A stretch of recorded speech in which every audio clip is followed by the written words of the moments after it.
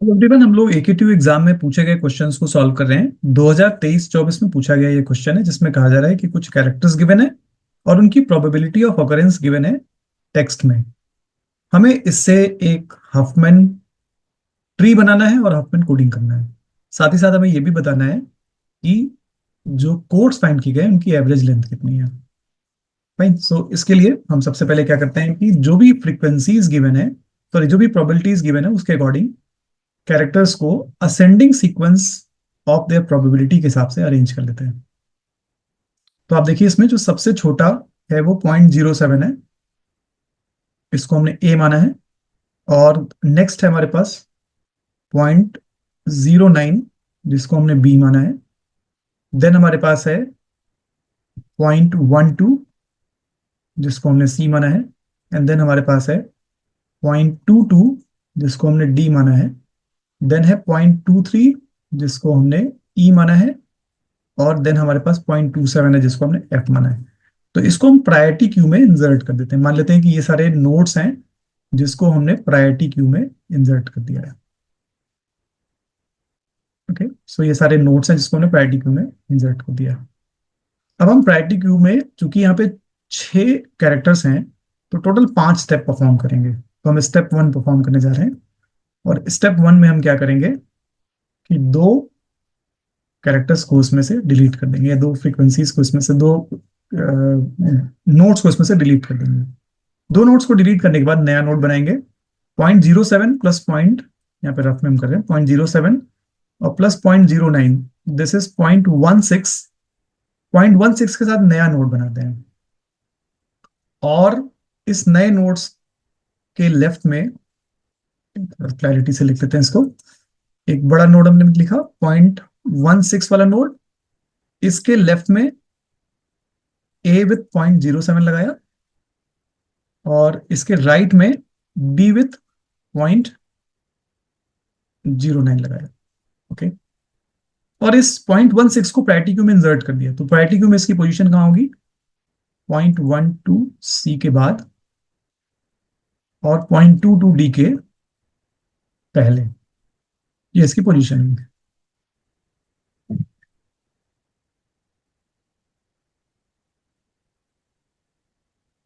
ना इसके बाद दो और स्टेप 2 हम करने जा रहे हैं।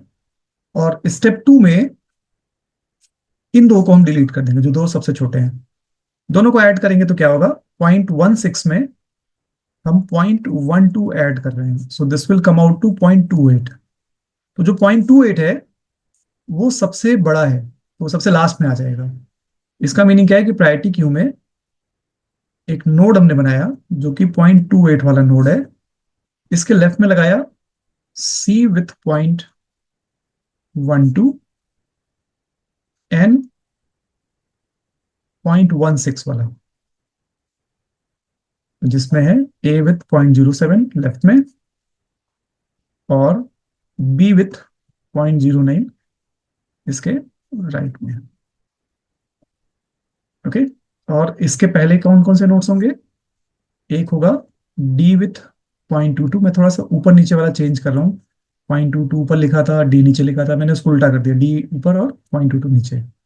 ई यहाँ पे 0.23 और एक 0.27 वाला भी है, तो ये एफ है। सो एफ विथ 0.27। और हम स्टेप 3 परफॉर्म करने जा रहे हैं। स्टेप 3 में क्या करेंगे? इन दोनों फ्रीक्वेंसीज को इसमें से डिलीट कर देंगे, इन दोनों नोड्स को। नया नोड बनाएंगे, वो होगा 0.22 प्लस 0.23। इन दोनों को ऐड करेंगे, सो ये 0.45 होगा। सबसे बड़ा ये नोड बनेगा, इसलिए हम इसको राइट साइड में, सबसे राइट में प्रायोरिटी क्यू में इंसर्ट कर देंगे। थोड़ा सा स्पेस यहाँ पे हम बचा लेते हैं और यहाँ पे इन दोनों को मर्ज करते हैं। और 0.45 का हमारे पास एक नोड बनेगा, इसके लेफ्ट में आएगा डी विथ 0.22 और इसके राइट में आएगा ई विथ 0.23। सबसे लास्ट में इसको इंसर्ट करना है। सबसे पहला कौन सा नोड होगा? F with 0.27। एंड देन एक हमारे पास 0.28 वाला ऑलरेडी पड़ा हुआ है इसमें, इसके लेफ्ट में सी विथ 0.23 0.12 एंड देन 0.16 यहाँ पे है। इसके लेफ्ट में A with 0.07 and then B with 0.09। तो स्टेप 3 मेरा हो गया है। अब we will perform step 4। Step 4 में क्या होगा कि फर्स्ट 2 फ्रीक्वेंसीज यहाँ से डिलीट होंगी। तो ये और ये यहाँ पे डिलीट हो जाएंगी। इन दोनों को हम डिलीट करने जा रहे हैं। थोड़ा सा स्पेस बनाते हैं यहाँ पे। सो इन दोनों को हम डिलीट करने जा रहे हैं। सो इनका टोटल 0.55 होगा, जो प्रायोरिटी क्यू में सबसे बड़ा होगा, तो इसको सबसे लास्ट में इंसर्ट करेंगे। तो 0.55 वाला हम इंसर्ट कर रहे हैं। 0.55 के लेफ्ट में आएगा F विथ 0.27 और इसके राइट में होगा 0.28, then C with 0.12 and then इसके राइट में 0.16, A with 0.07 and then B with 0.09। 0.45 वाला इसके पहले आ जाएगा। सो 0.45 एंड देन इसके लेफ्ट में D with 0.22 and then E with 0.23। Priority queue में 2 एलिमेंट्स हैं, ये और ये। जब हम इसको स्टेप 5 में परफॉर्म करेंगे, we are going to perform step 5। Step 5 में यही दोनों फ्रीक्वेंसीज डिलीट हो जाएंगी और फिर इन्हीं को हम मर्ज करेंगे। जब हम इनको मर्ज करेंगे तो एक नया नोड बनेगा, जो कि 0.45 प्लस 5.55 से बनेगा। ऊपर वाला पार्ट में रिमूव कर रहा हूँ ताकि स्पेस मुझे दिख जाए। अब इन दोनों को हम डिलीट करेंगे और जब ऐड करेंगे, इन दोनों को मर्ज करेंगे, तो एक नया नोड बनेगा जो कि 1.0 का बनेगा। इसके लेफ्ट में ये वाला नोड आएगा और इसके राइट में ये वाला नोड आएगा। इसको वापस पैरेटी क्यू में इंसर्ट करेंगे। 5 स्टेप्स हम परफॉर्म कर चुके हैं, क्योंकि 6 फ्रीक्वेंसीज थी, 6 कैरेक्टर्स थे, इसलिए हमने 5 स्टेप परफॉर्म किया। अगर n कैरेक्टर्स होते तो हम n-1 स्टेप्स परफॉर्म करते हैं। तो हफमैन ट्री मेरा बन गया है। कोडिंग करते हैं इसमें। लेफ्ट वाले पार्ट को कोड देते हैं 0, राइट वाले पार्ट को 1, लेफ्ट वाले पार्ट को 0, राइट वाले पार्ट को 1, लेफ्ट वाले पार्ट को 0, राइट वाले पार्ट को 1, लेफ्ट वाले पार्ट को 0, राइट वाले पार्ट को 1, लेफ्ट वाले पार्ट को 0 और राइट वाले पार्ट को 1। किसी भी कैरेक्टर्स के कोड को रीड करने के लिए हम रूट से डाउन की तरफ जाएंगे। जैसे जो कैरेक्टर डी है उसका कोड क्या होगा, रूट से अगर हम नीचे की तरफ जाएं तो 0 0, ये डी का कोड हो गया। कैरेक्टर ई का कोड क्या होगा, रूट से हम चल रहे हैं तो 0 1, रूट से नीचे की तरफ। इसी तरीके से कैरेक्टर एफ का कोड होगा 1 0। देन इसी तरह से कैरेक्टर सी का कोड होगा 1 1 0।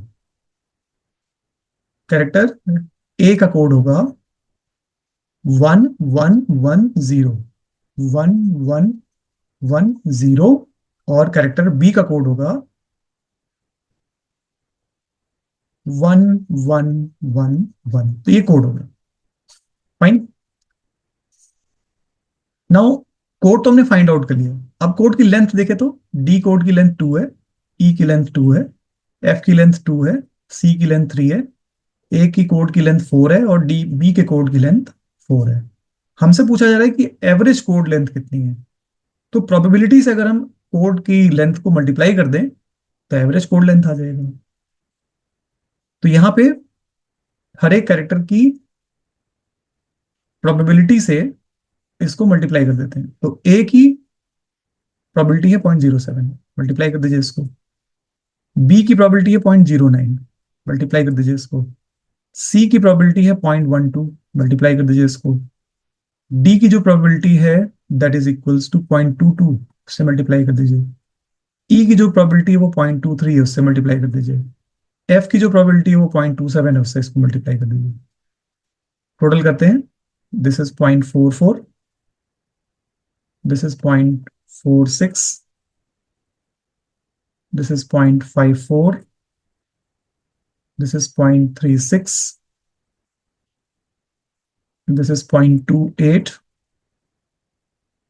and this is 0.36. Sum कर दीजिए इसको. So this will be 4 plus 6, 10 plus 10, 20 or 14, 34. 6 to 8, 3, 11, 5, 16 or 8, 24. So 2.44 is the average code length. Now यहाँ पे तो प्रोबेबिलिटी गिवन था, इसलिए हमने इस तरह से निकाला. मान लीजिए कि इस प्रोबेबिलिटी की जगह फ्रीक्वेंसी गिवन होता है. फ्रीक्वेंसी मतलब कि लेट्स से ए की फ्रीक्वेंसी 50 है, बी की फ्रीक्वेंसी 30 है ना, and so on so fourth. Let's say F की फ्रीक्वेंसी 5 होती. अब हम क्या करते हैं कि कैलकुलेशन हम ऐसे ही करते हैं कि इनको कोड लेंथ से मल्टीप्लाई करते हैं लाइक दिस, एंड देन उसके बाद हम क्या करते हैं कि जो भी सम मेरा आया होता उसको sum of all frequencies, let's say sum of all frequencies 100 आता, तो उससे हम इसको डिवाइड कर देते हैं, तो जिससे हमारा एवरेज कोड लेंथ आ जाता.